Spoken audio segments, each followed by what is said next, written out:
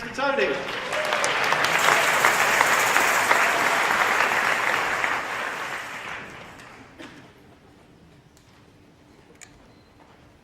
When I was 12, I was known as a grommet.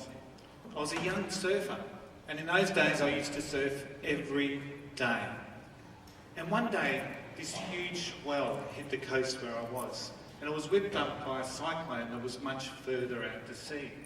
There was a big crowd on the headland that day, and they were watching not just the surfers carve the waves, but the sideshow of the people trying to paddle out and failing.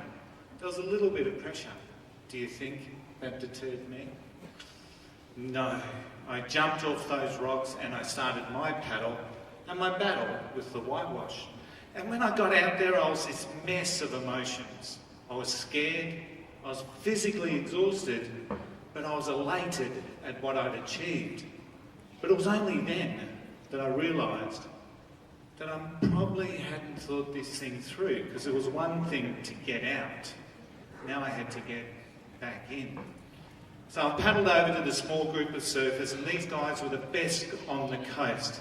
And I could tell that I was not welcome, because they'd gone from having an epic day to themselves to what they would have considered babysitting.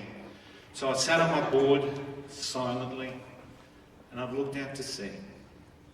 And I've seen this huge wave start to come through. And I've looked at the group, expecting them to be paddling for it. But oh no, they're looking at me. One of them stares at me and he says, "Grommet, mate, it's yours." "Oh no, it's all right, you take it," I say. "Shut up, take it, or get." This was not a moment of tender mentoring. I was 12, I was out of my depth, and I was absolutely terrified. So I started to paddle for the wave, and I felt it start to take me, and as I did, I'm staring down the face of this 15-foot wave. I knew I had two choices. Almost every fibre in my body wanted me to pull out and bail, but I knew that I would never have lived that down. But then on the other hand, if I went for it and I wiped out, I am going to cop a pounding.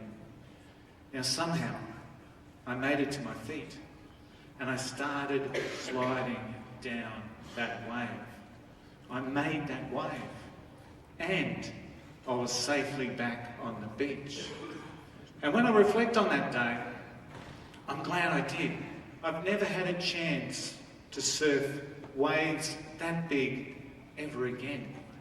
Could you imagine that lifelong sentence of regret that I would have imposed on myself had I bailed that day? Yet how often do we see people run from their fears, run from their lives, and impose that same sentence? Because I do know that if we're to embrace our greatest potential, we need to face our fears and go for it.